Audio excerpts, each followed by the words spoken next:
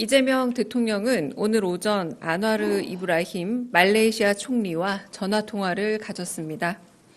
안와르 총리는 대통령의 취임을 축하하고 이 대통령은 이에 사의를 표했습니다. 이 대통령과 안와르 총리는 서로 양국 간 전략적 동반자 관계 발전을 위해 긴밀히 협력해 나갈 것을 기대한다고 했습니다.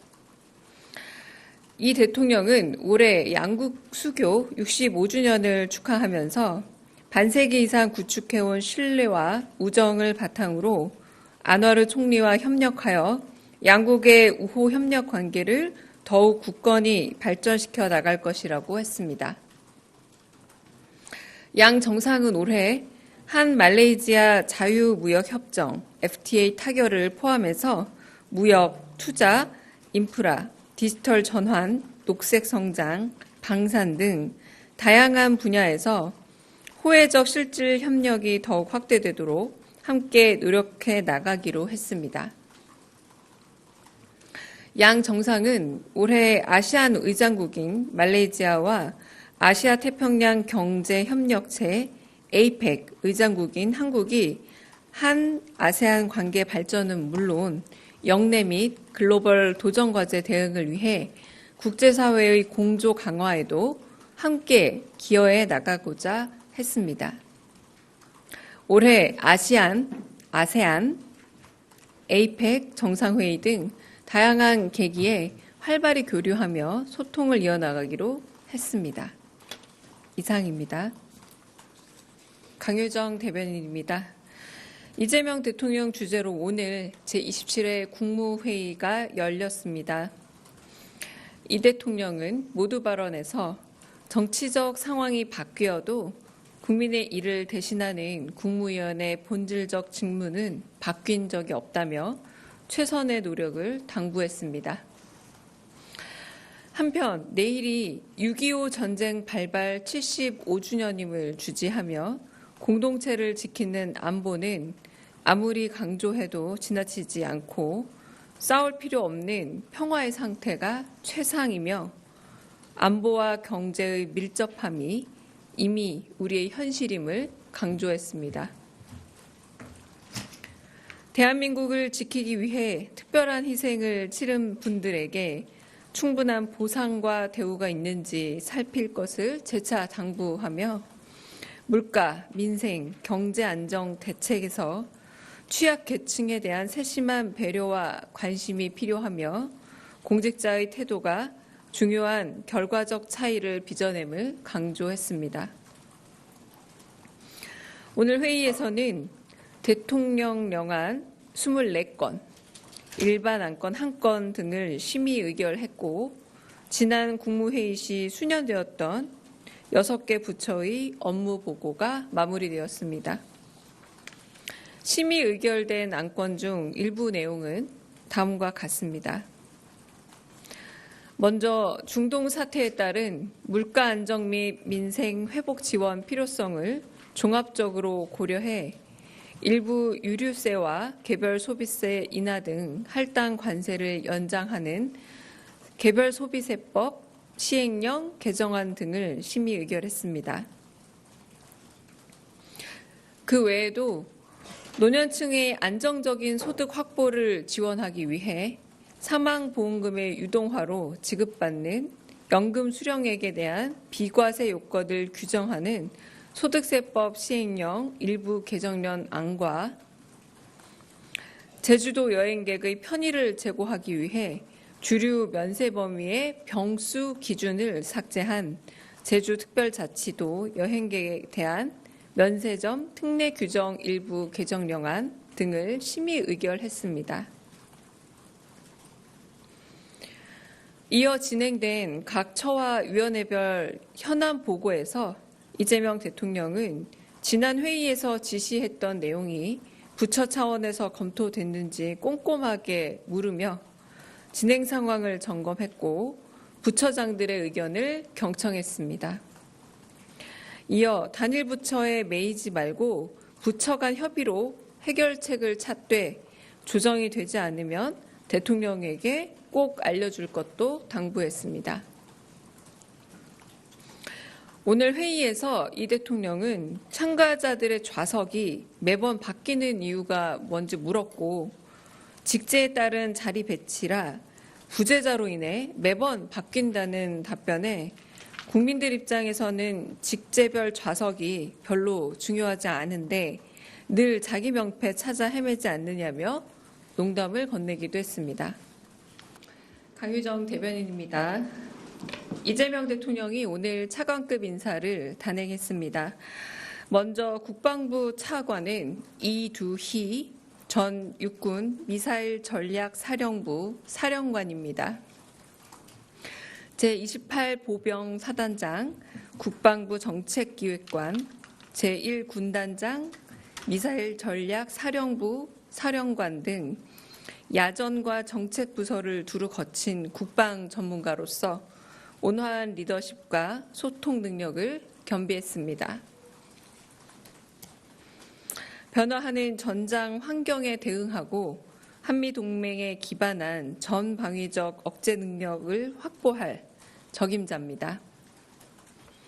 또한 AI와 첨단 과학기술을 접목한 국방 운영 혁신도 잘 해낼 거라는 점이 높이 평가됐습니다.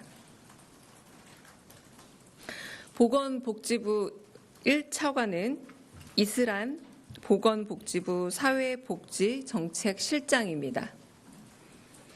보건복지부 내에서 연금재정과장, 연금정책과장, 연금정책관 등을 거친 대표적 연금 전문가입니다. 연금 외에도 의료정책팀, 건강정책국 등을 두루 거치며 다양한 분야에서 전문성을 발휘해온 인재인 만큼 위기 속에서 서로를 지키는 든든한 사회 안전망 마련이라는 대통령의 국정 철학을 구현할 적임자로 평가됩니다. 환경부 차관은 금한승 국립환경과학원 원장입니다.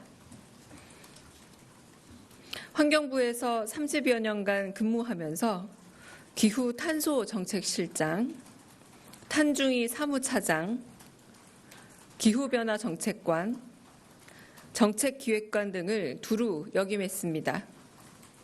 환경정책 전반에 대한 경험과 전문성을 보유했고 정책 경향에 밝은 환경정책통이라는 평가입니다. 오랜 경륜과 사명감을 바탕으로 기후위기 등 환경 문제에 잘 대응해 나갈 적임자입니다. 고용노동부 차관에는 권창준 고용노동부 기획조정실장이 발탁됐습니다. 노동환경 개선을 위해 전례 없는 대규모 면접 조사를 실시하고 청년이 참여하는 노동의 미래 포럼을 구성하는 등 적극적인 일처리가 강점입니다. 적극적 소통을 통해 사회 갈등을 해소하고 고용노동 행정의 전문성을 살려 일자리 창출에 기여할 전문가입니다. 공정거래위원회 부위원장은 남동일 공정거래위원회 상임위원입니다. 공정위의 대표적 정책통으로 화합의 리더십으로 통하는 인물입니다. 대변인을 역임해 대내외적인 소통 역량을 갖췄다는 평가입니다. 대통령이 강조한 공정경제를 실현해 플랫폼 경제 시대에 맞는 공정거래 질서를 확립해 나갈 적임자입니다. 오늘 인선은 각 부처 장관들과 유기적으로 호흡하며 국방개혁, 사회안정망 확대, 기후변화 대응, 노동권 강화 등 이재명 정부의 세부적 과제를 책임질 인물들로 채워졌습니다. 앞으로도 이재명 정부는 각 분야 전문가들을 적재적소에 배치해 일하는 정부를 만들어 가겠습니다. 두 번째, 수석보좌관 회의 결과 마련된 TF에 관련돼 브리핑하겠습니다. 오늘 오후에 강훈식 비서실장 주재로 수석보좌관 회의가 열렸습니다. 앞서 있었던 이재명 대통령의 지시대로 실장과 수석 비서관, 비서관들 외에도 실무를 담당하는 행정관들까지 총 90명이 넘는 대통령실 직원이 참석했습니다.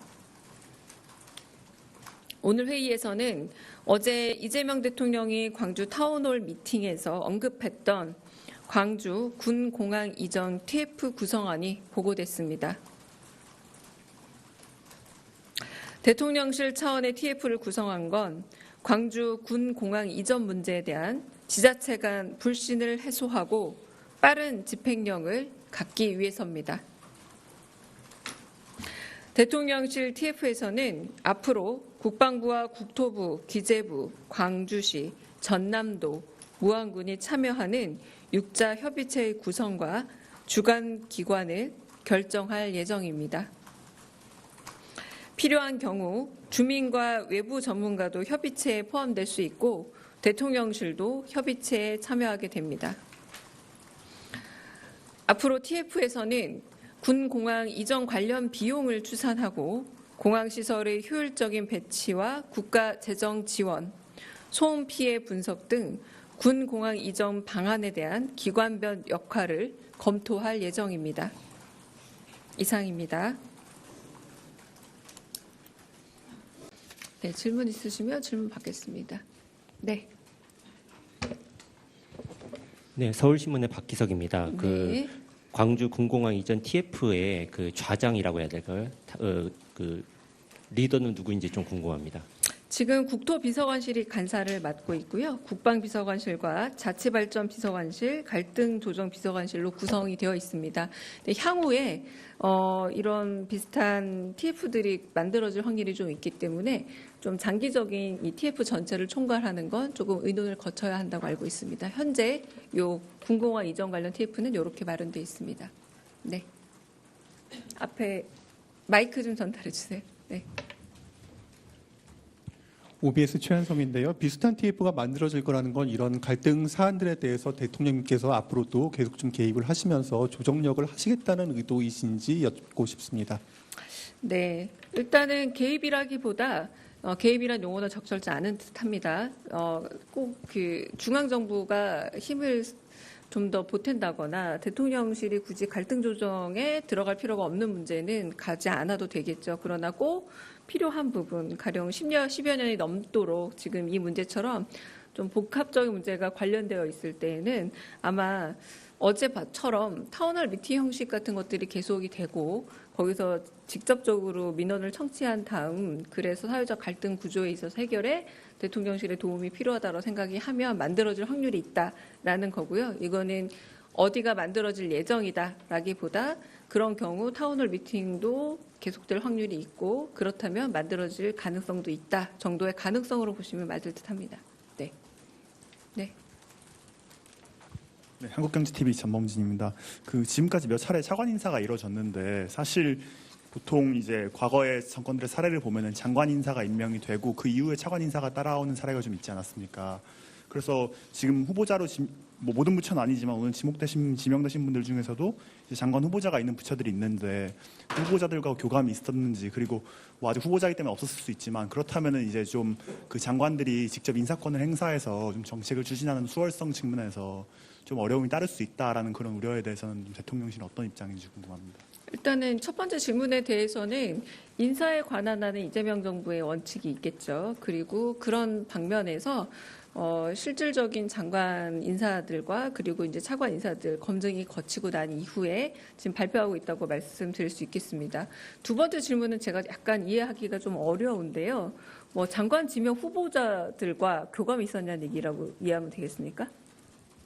있었는지 그리고 혹시 없었다면은 뭐 사실 아직 후보자 신분이기 때문에 없었을 수 있는데 그렇다면은 이제 장관들도 이제 본인들과 같이 일할 차관들을 임명할 수 있지 임명에 대한 목소리를 낼 수 있는데 그러지 못함으로써 이제 좀 국정과제 추진이나 이런 거에 있어서 어려움을 겪을 수 있지 않나 뭐 그런 얘기가 관가에서도 나오곤 하더라고요. 그래서 그런 거에 대해서 어떻게 어떤 보시는지. 관가에서요? 이제 세종관가. 세종관가에서요? 예. 어떤 부처에서요? 그거를 제가 말씀드리기는 좀 어렵죠. 제가 말씀드리기 어려운 네네. 부분이고 일단은 인사 문제에 대해서는 인사권자의 고민과 여러 가지 상황 판단 있지 않았을까라는 생각이 들고요.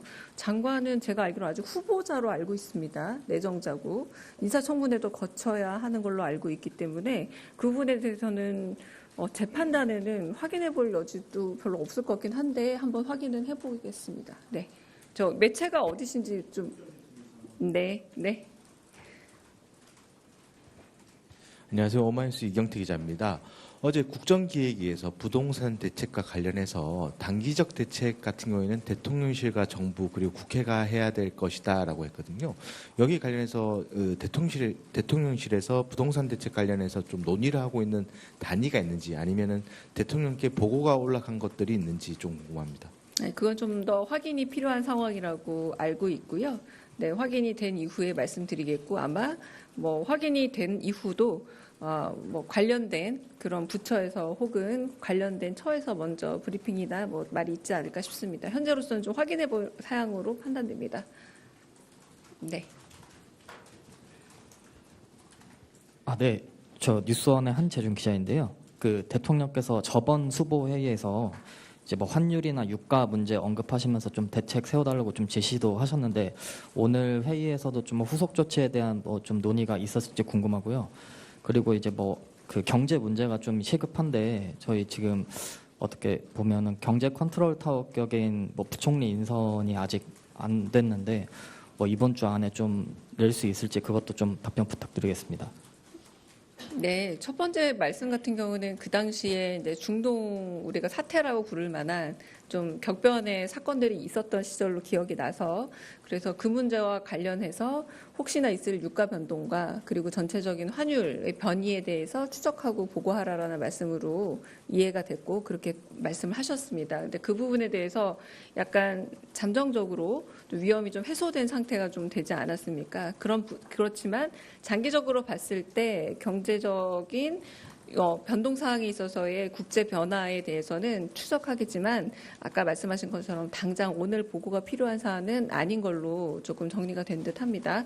그리고 두 번째 같은 경우는 경제부총리뿐만 아니라 남은 내각에 대해서는 지금 빠른 속도로 지금 점검 중이고 그리고 한편으로는 그 내부적으로도 좀 살펴보고 있는 상황이라 그래도 너무 늦지 않은 선에서 아마 인선 발표, 내정자나 혹은 후보자 발표가 있지 않을까 생각은 하고 있습니다. 이것도 역시 구체적인 일정이 만들어지면 그때 공지를 하는 걸로 하겠습니다. 네. 먼저 하고 다음에 드리겠습니다. 네. 네, 안녕하세요. 저 KBS 방준원인데요. 그러니까 어제 그 타운홀 미팅에서 로스쿨이랑 사법시험 얘기가 나왔는데 대통령께서도 점심에 이렇게 식사를 하시다가 얘기가 나왔다고 말씀을 하셨는데 어떤 맥락에서 말씀하셨는지 좀 궁금하고요. 그리고 대통령님이 어제 검토도 말씀을 하셨는데 혹시 이후에 조금 후속으로 조치가 된 게 있는지 좀 궁금합니다.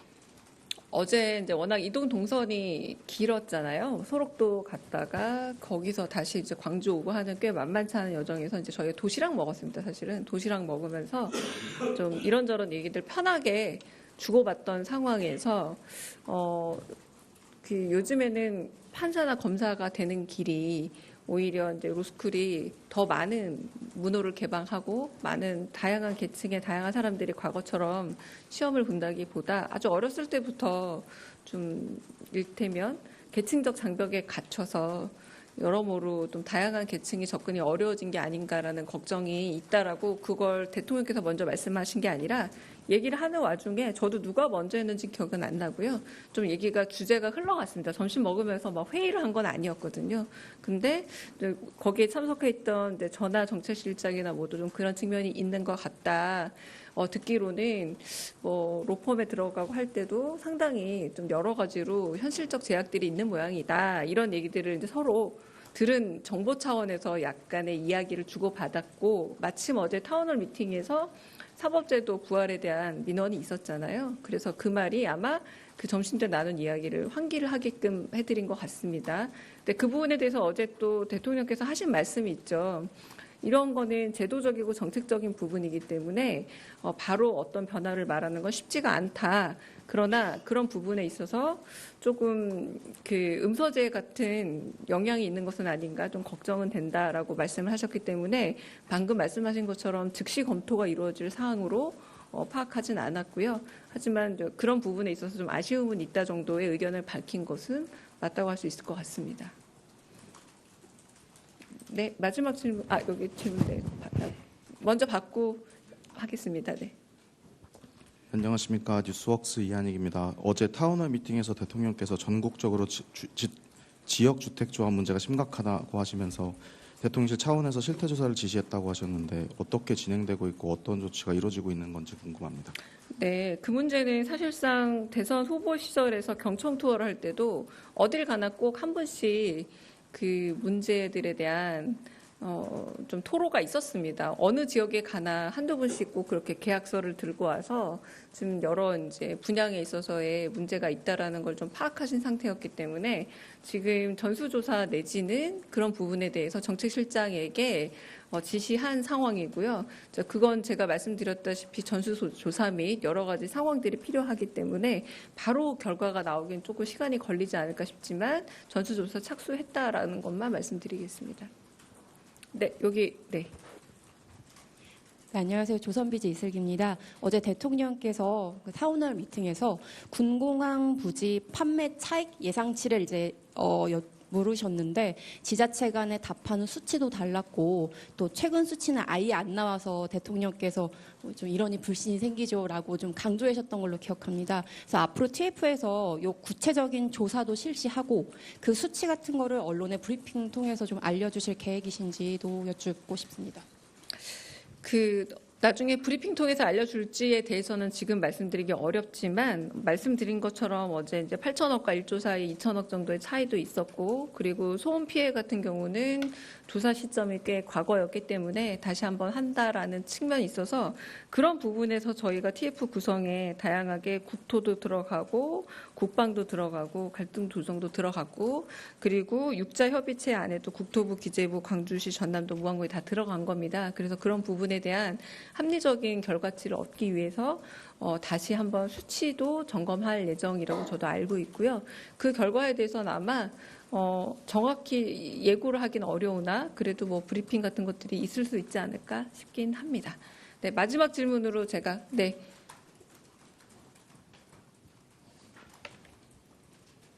네, 대변인님 뉴시스 김용록입니다. 네. 어제 김민석 국무총리 후보자에 대한 인사청문회가 끝났는데요. 하지만 보고서 채택은 이루어지지 않게 됐습니다. 국민의힘에서 계속 보이콧을 하고 있는데 이런 상황을 대통령실에서는 어떻게 바라보고 있는지 한 말씀 여쭙습니다. 그리고 질문 하나 더 드리면 생중계라서 외교 사안을 여쭤도 되는지 모르겠는데요. 그거는 좀 이따가 다시 물어보시면 어떨까요? 네. 외교 사안은 어떤 사안이라도 외교나 안보 문제는 지금 생중계되는 백불에서는 대답이 어렵습니다. 네, 다시 제가 이따 카메라 끄고 그거는 안보나 보안에 대해서는 보시는 분들도 오해 없으시게 요거는 하기 어렵다라고 미리 말씀드리겠습니다. 오늘 시정연설에서도 추경에 관련된 얘기를 하면서도 결국 여야의 합의에 의한 그리고 여야의 협조가 결국은 당정 협의를 넘어서서 굉장히 어려운 경제 상황과 민생고에 그 물줄기를 트는 데 있어서 큰 힘이 될 수 있다라는 내용과 요지를 갖춘 시정연설이지 않았습니까? 그런 부분에서 일단 그 총리 후보자에 대한 그 인사청문회 채택 보고서에서도 반영이 될 수 있는 내용이라고 생각을 하고요. 그럼에도 불구하고 일단 인사청문회 결과에 대해서 조금 숙고가 있을 거라고 생각하고, 네, 어쨌든 여야의 그 일종의 합치 내지는 협의된 의견을 좀 저희는 촉구하는 바이긴 합니다. 네. 아까 질문, 네, 마지막 질문 듣고 네, 정리하겠습니다. 네, 프레시안 박정현입니다. 그 대통령께서 어제 광주에서 타운홀 미팅을 하시고 오늘은 시민들이 있는 골목 식당에서 식사도 하셨는데요. 그 전격적인 대민 소통을 이어가시게 된 배경이 좀 궁금하고 또 오늘 여론조사 결과 보면 국정 지지율이 62%를 기록했는데 어떻게 보셨는지도 궁금합니다. 네, 이재명 대통령께서는 취임 당시보다 더 지지율이 높은 대통령이 되겠다라는 포부를 밝히시기도 했습니다. 그리고 한편으로는 공약으로 내세운 부분에 대해서 하나하나 그 점검해 가면서 좀 이룰 수 있는 부분들은 속도감 맞게 이루겠다라고 지금 계속 표방하고 계시고요. 무엇보다 오늘 시정연설은 다름 아닌 민생과 경제를 살리기 위한 추경 예산에 대한 국회의 도움을 요청하는 자리였습니다.